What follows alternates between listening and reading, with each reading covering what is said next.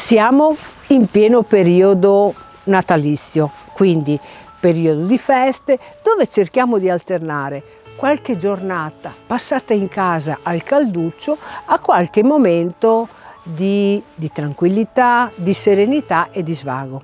Oggi pensate, voglio darvi un pretesto, voglio darvi uno spunto per uscire dalle vostre case ed andare a Padova, più precisamente a Palazzo Zabarella, dove potrete visitare una mostra dedicata al periodo moderno, infatti Picasso e Modigliani, le voci della modernità.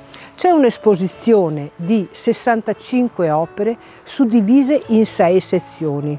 La parte più importante ovviamente è rappresentata dal periodo del cubismo, questo particolare movimento culturale che rappresentava in pieno il fermento culturale di quel periodo e gli stravolgimenti nel mondo artistico che si possono proprio vedere attraverso l'esposizione di queste opere. Picasso e Modigliani sono gli autori più importanti, più noti, accanto però ad altri autori esposti con le opere che provengono da un importante museo della cittadina francese di Lille.